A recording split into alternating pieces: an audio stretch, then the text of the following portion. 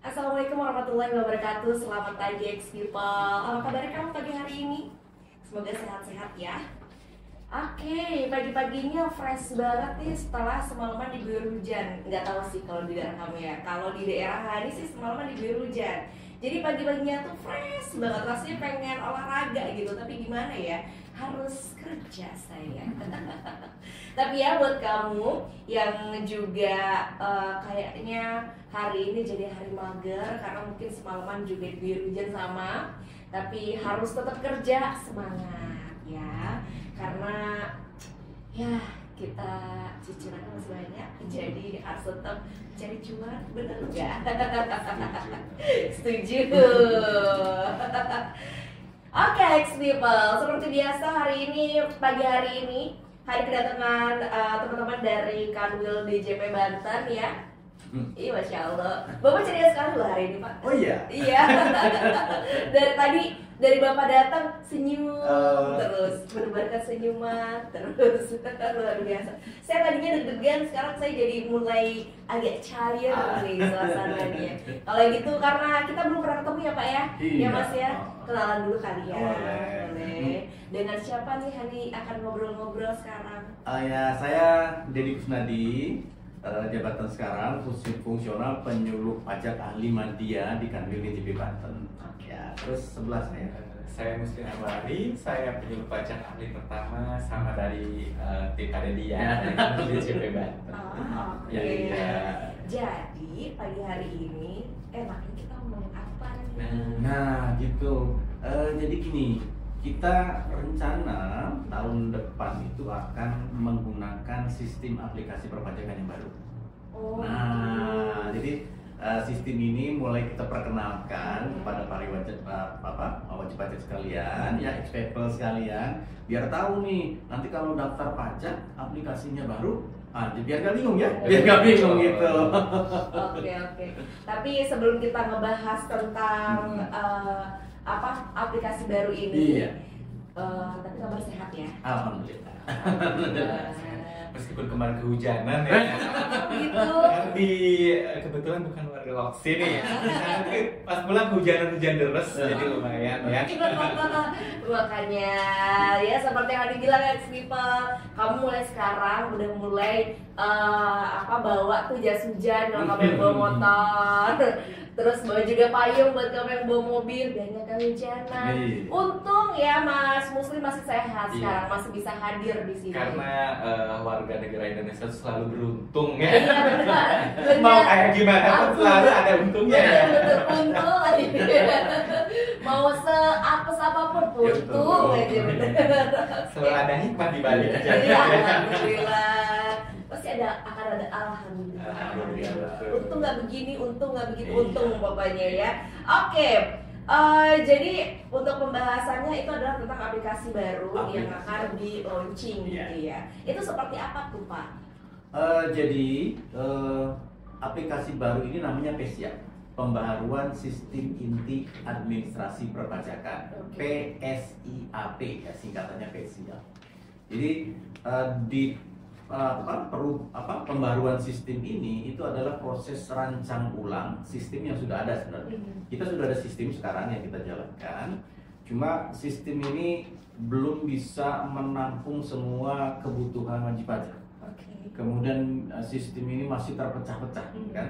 Jadi kita bangun ulang supaya ini lebih memudahkan nanti para wajib pajak sekalian ketika melakukan pendaftaran, kemudian melaksanakan kewajiban pajak lainnya. Ya. Secara umum kita ada perubahan 21 proses bisnis ya.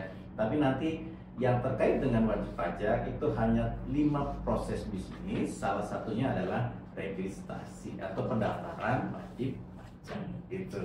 Jadi yang akan kita bicarakan kali ini cuma satu, proses pendaftaran. Ya, dari 5 loh ya.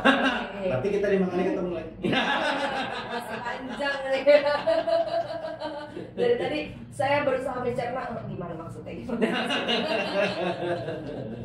Oke, tapi Pak sebelum kita bahas jauh nih, kalau orang-orang yang wajib pajak itu yang seperti apa sih Pak? Nah, itu mendasar sekali. Semua orang tanya, Pak, wajib pajak itu apa sih? Iya, Wajib benar, Pak. pajak dari kata-katanya wajib pajak, berarti dia wajib membayar pajak.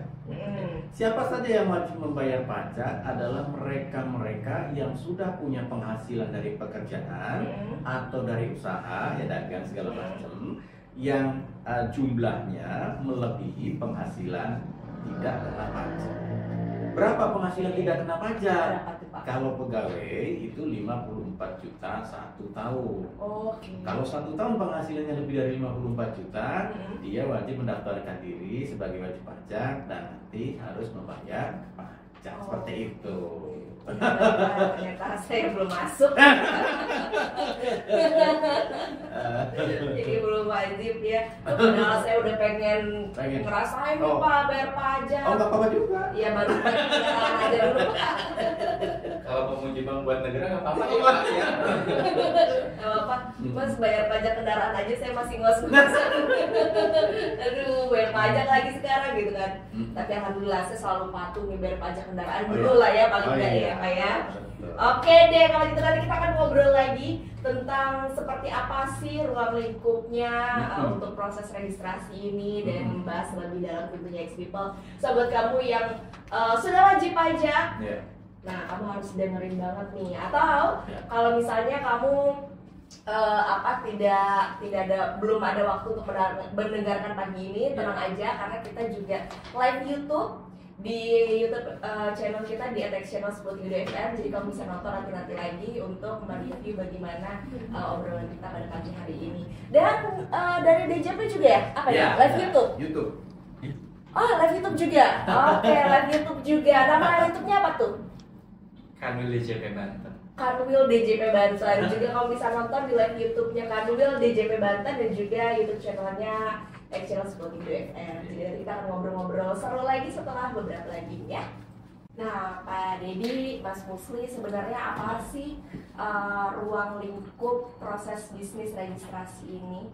Itu tuh seperti apa? Ya, baik ex-people sekalian, registrasi itu bahasa gampangnya tuh pendaftaran, ya, pendaftaran wajib pajak. Sama dengan proses pendaftaran yang lain, misalkan kita buka rekening daftar di bank gitu kan, atau kita daftar BPJS, itu kan sama prosesnya. Dia istilahnya dia membentuk data perorangannya. Kemudian di proses registrasi di situ juga ada proses pemutahiran data. Kalau ada perubahan, kemudian ada pembaharuan data, penghapusan data. Nah, itu adalah ruang lingkup dari proses bisnis registrasi. Ya. Kemudian di proses ini itu mencakup yang terkait dengan wajib pajak. Pertama adalah pendaftaran wajib pajak, kemudian pengukuhan pengusaha kena pajak, kemudian pendaftaran objek PBB, pajak bumi dan bangunan, ya. Tapi hati-hati ya, people sekalian, objek pajak bumi dan bangunan ada dua model. Kalau dia terkait dengan pedesaan dan perkotaan, PBB-nya itu ada di pemerintah daerah sekarang. Ya, kalau yang ada di kami itu istilahnya P5L. Apa tuh?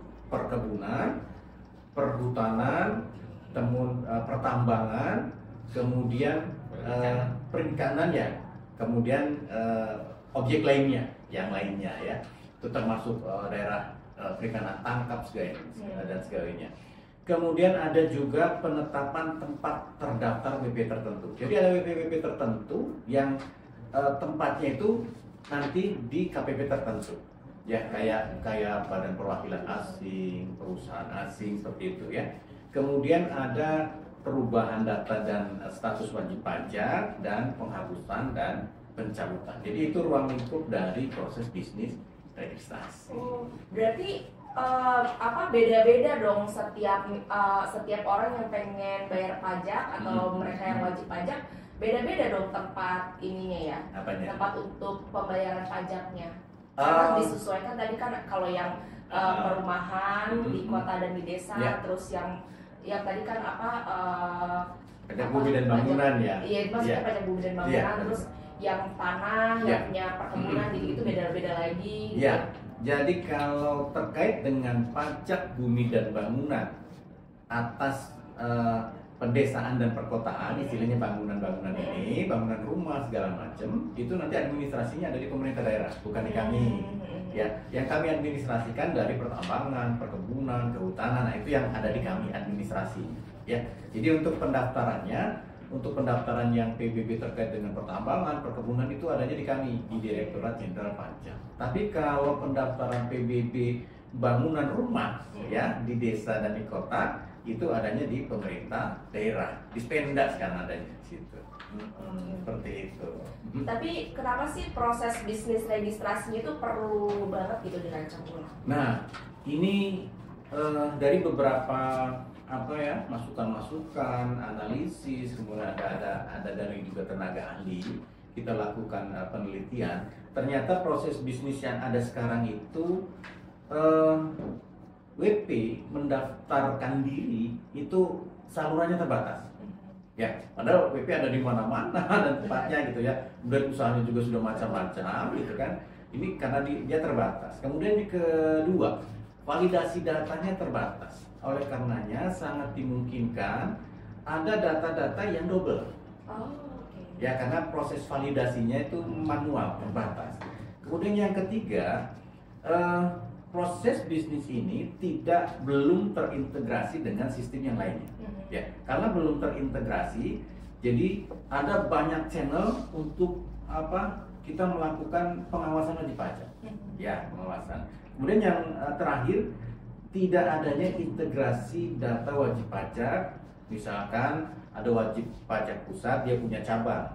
Di pusatnya harus daftar, cabangnya juga harus daftar gitu kan. Nanti ke depan hanya pusatnya aja yang daftar. Nanti yang cabang-cabangnya itu ada nomor identitas tertentu yang diberikan secara sistem. Gitu. Jadi itu perubahannya. Jadi ini sebenarnya untuk mengakomodasi keperluannya wajib pajak agar mereka lebih mudah, gitu kan, lebih mudah dan enggak ribet lagi. Dia punya 10 cabang, dia harus terdaftar di 10 KPP kan ribet gitu. Ribet ya seperti itu. Gambarannya seperti itu. Oke. Nah, kalau proses pendaftaran wajib pajak setelah siap ditetapkan ini gimana tuh? Nah, tadi dari kekurangannya tadi ada saluran pendaftaran yang terbatas. Ke depan saluran pendaftaran itu akan dibuka seluas-luasnya. Jadi dimanapun wajib pajak berada, dia bisa daftar di KPP manapun. Misalkan kita warga Serang gitu kan, kita lagi ada di Surabaya nih. Kalau daftar NPWP harus ke Serang dulu kan jauh tuh, bolak-balik pesawatnya sabaraha, pesawatnya berapa maksudnya? Pesawatnya berapa segala macam kan? Dia bisa daftar di KPP di Surabaya gitu kan. Jadi dimanapun KPP bisa menerima pendaftaran wajib pajak. Kemudian ada saluran-saluran tertentu yang kita buka, ya. Contoh dari OSS. OSS itu online single submission. Jadi kalau orang ingin berusaha harus mendaftarkan diri di OSS untuk mendapatkan nomor izin berusaha (NIB). Nah, syarat memperoleh NIB itu harus punya NPWP. Ya, jadi pengusaha nih daftar NPWP dulu ke KPP, terus masuk ke OSS, daftar lagi. Jadi kanan kiri capek gitu kan. Nah, sekarang dibuka, begitu dia masuk ke OSS, dia otomatis langsung terdaftar jadi wajib pajak. Gitu. Jadi satu sistem. Kemudian di AHU online, ya. AHU itu administrasi hukum umum. Jadi kalau dia bikin perusahaan di notaris gitu kan, dia masuknya ke aplikasi AHU online. Ya, di situ syaratnya harus punya NPWP. Jadi harus daftar dulu ke KPP, nanti baru ke AHU online gitu kan, biasanya diurus sama notaris. Ke depan tidak perlu. Jadi notaris bisa masuk langsung AHU online. Di situ nanti dapat nomor dari AHU online-nya dan langsung dapat NPWP sekaligus seperti itu. Kemudian dari PJAP, perusahaan penyedia jasa aplikasi perpajakan. Di situ juga dia bisa mendapatkan NPWP langsung tanpa harus minta ke KPP. Nah, itu kelebihannya. Berarti sekarang semua jadi lebih mudah gitu ya, Pak ya? Lebih memudahkan. Sangat memudahkan ya, Pak.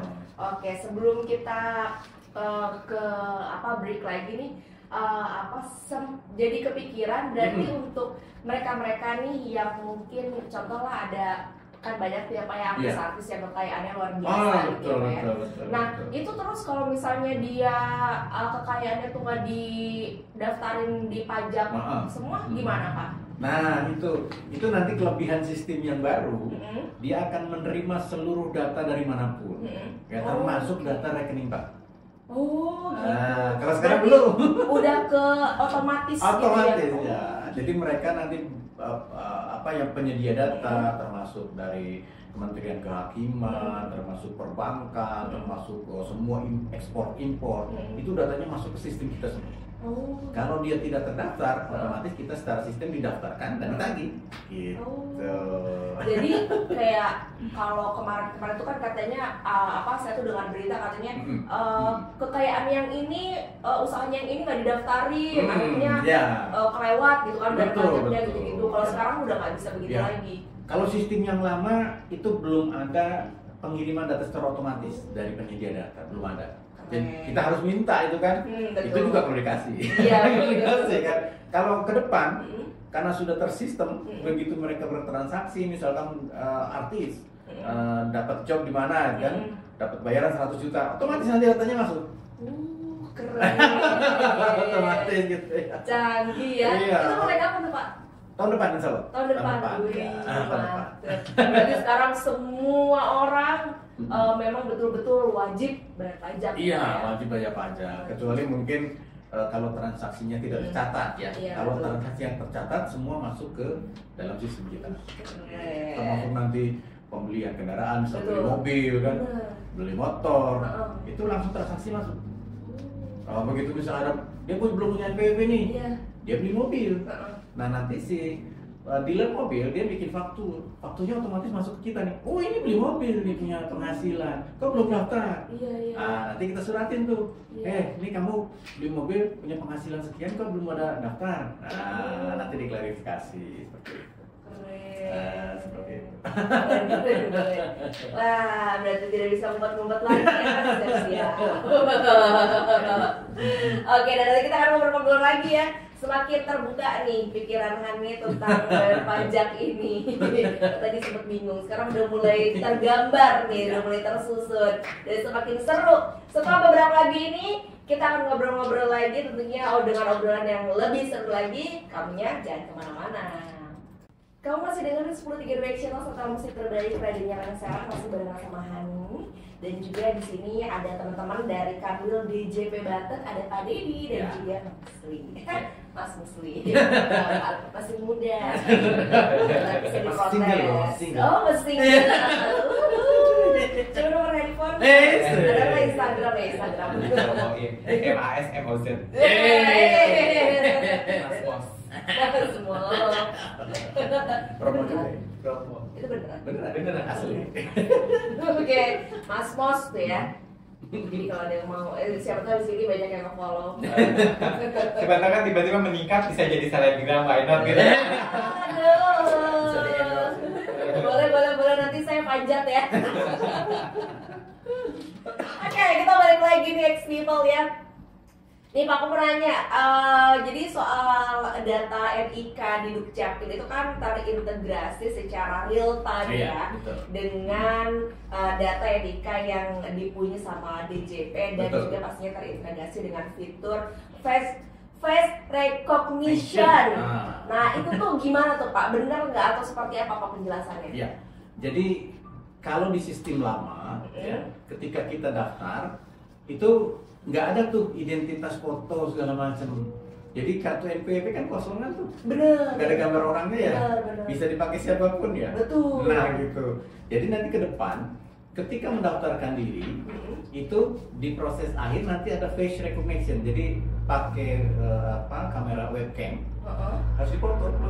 Oh kayak KTP gitu Pak? Iya kayak KTP lah. Tapi dia bisa di PC sendiri, bukan harus ke kantor. Ya, ke kantor bisa, tapi pakai PC sendiri bisa, tapi yang ada webcamnya. Jadi harus foto. Ya, kalau nggak ada fotonya nggak jadi.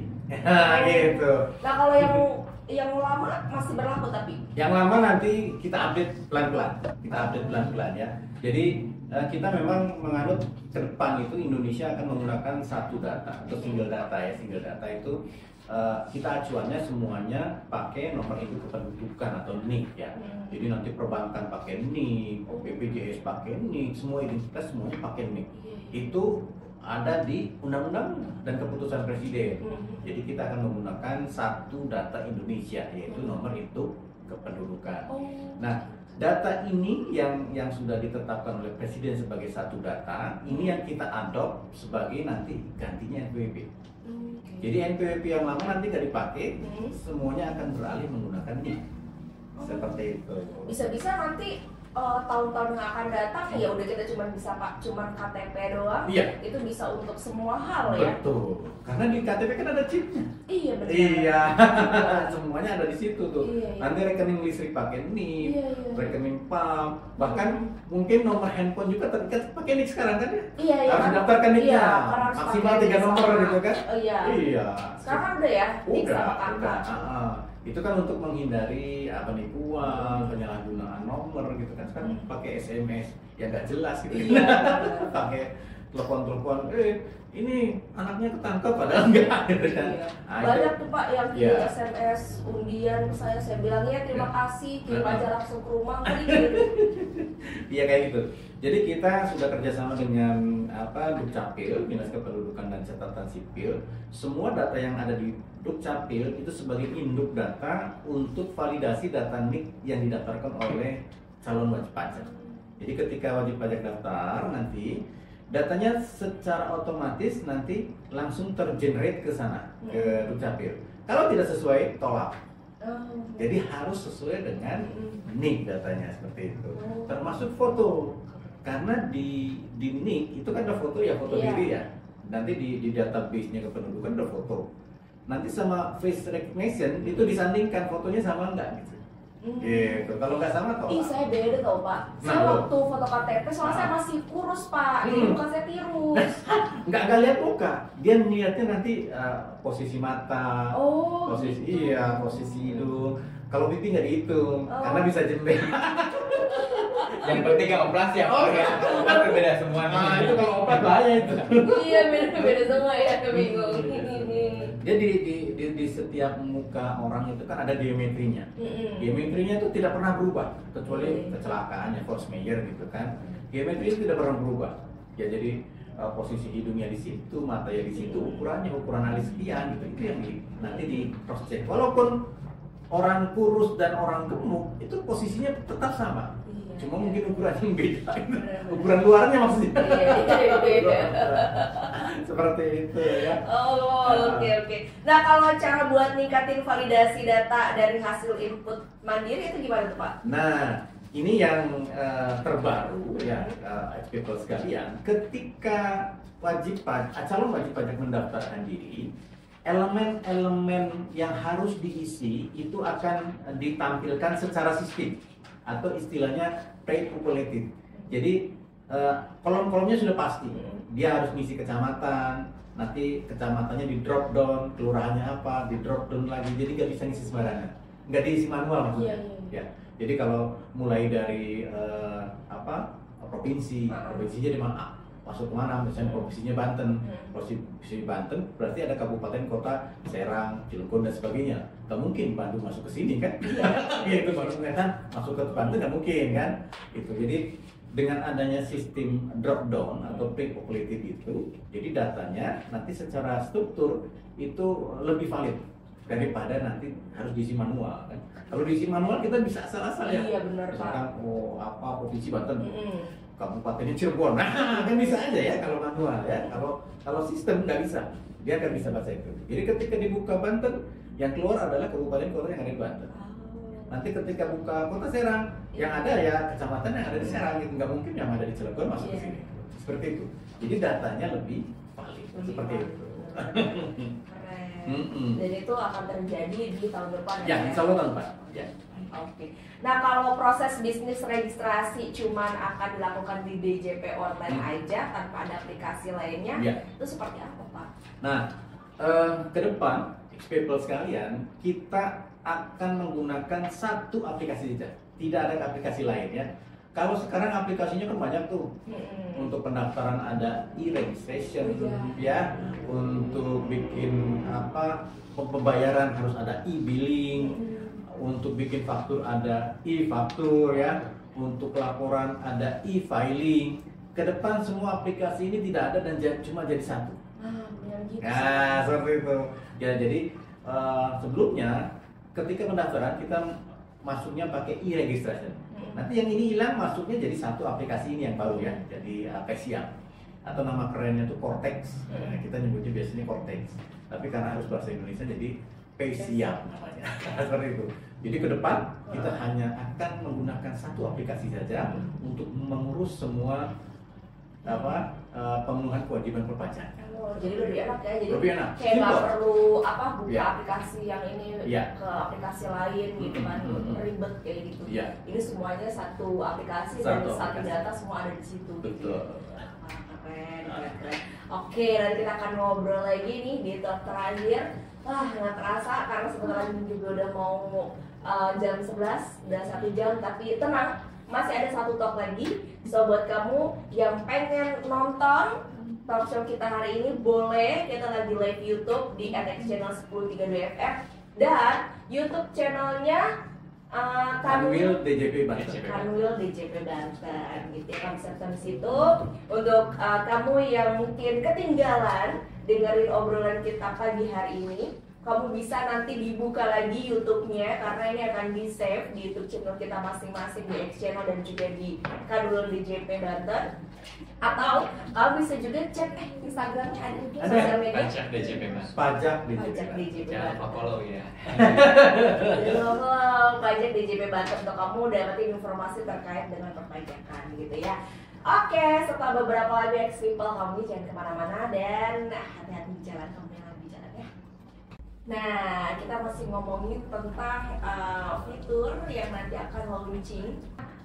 Berarti untuk rancangan fitur yang akan nanti launching itu tuh udah ada fitur tag location atau titik koordinasi lokasi gitu nggak sih? Nah, ini fitur yang terbaru, udah terbaru ya.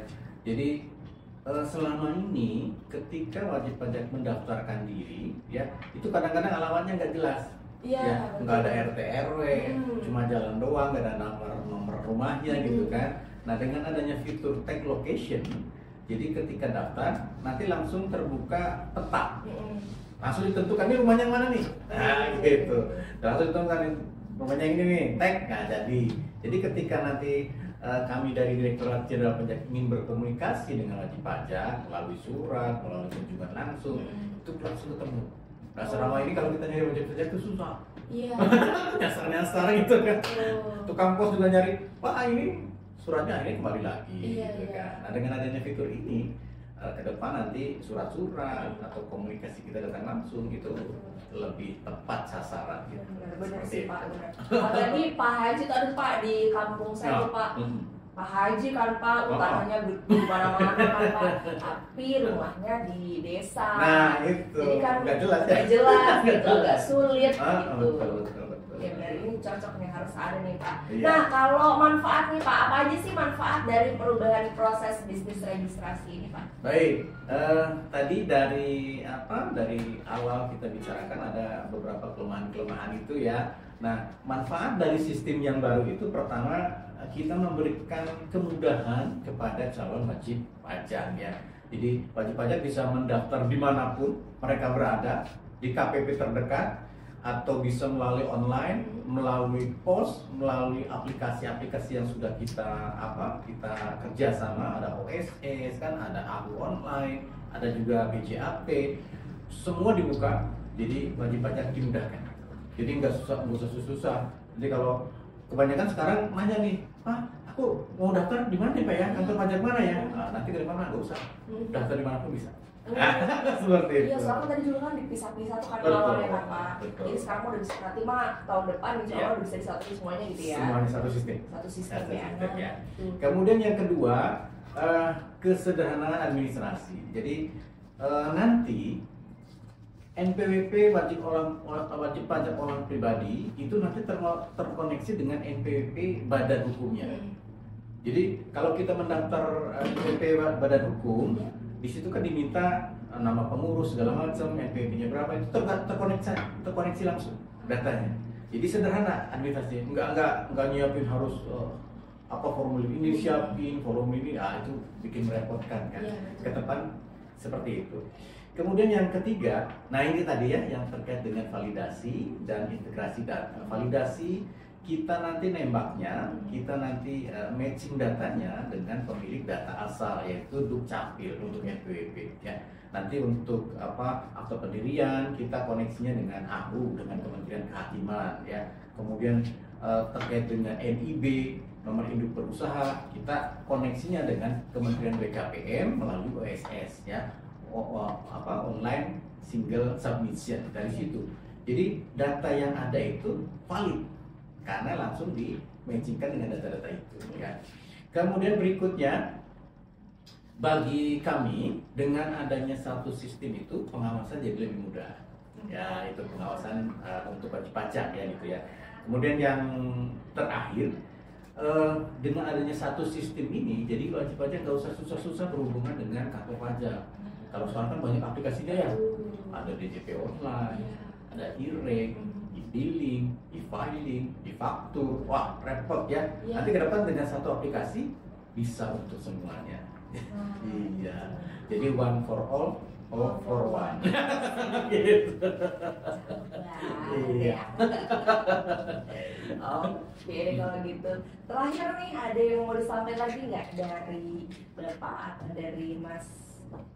Baik, untuk aplikasi ke depan, people sekalian, kita akan terkoneksi langsung dengan NIK. Oleh karenanya jangan lupa lakukan pemadanan NIK dengan NPWP bagi yang belum ya. Ini khusus yang sudah terdaftar, tapi NIK-nya belum dipadankan dengan NPWP.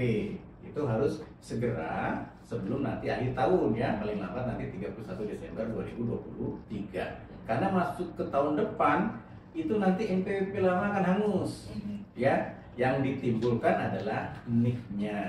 Jadi jangan lupa ya people sekalian, padankan NIK-nya dengan NPWP ya. Kalau dari saya mungkin tambahannya jangan lupa untuk follow sosmed kita di ada Instagram di @pajak_DCP Banten, karena di sana banyak sekali informasi-informasi terkait pajakan dan juga acara-acara yang akan kita lakukan, termasuk nanti sore kita mau IG live bersama dengan Tech Center Pradita, ada saya dan juga hostnya dari Pradita yang akan membahas bagaimana apa saja kewajiban yang harus dilakukan sebagai wajib pajak. Jadi jangan lupa follow @pajak_DCP Banten, dan juga ada YouTube kita sama kanal DCP Banten. Nanti di search aja, di situ banyak sekali recording dan juga podcast ya Pak ya. Informasi terkait dengan perpajakan. Itu aja gitu ya. Oke deh kalau gitu. Terima kasih banyak untuk informasi yang sudah diberikan pada pagi hari ini.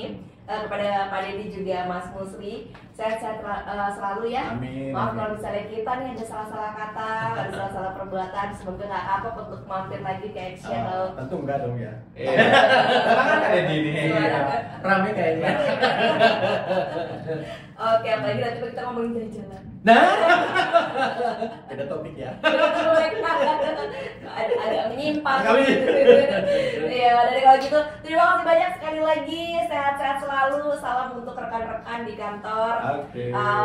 Dan ya kamunya yang sekarang juga sedang di jalan, hati-hati di jalan, atau kamu yang sedang melakukan aktivitas apapun pada siang hari ini, people. Selamat mengerjakan aktivitasnya ya. Semoga hari ini kamu bahagia dan happy selalu. Assalamualaikum warahmatullahi wabarakatuh. Waalaikumsalam.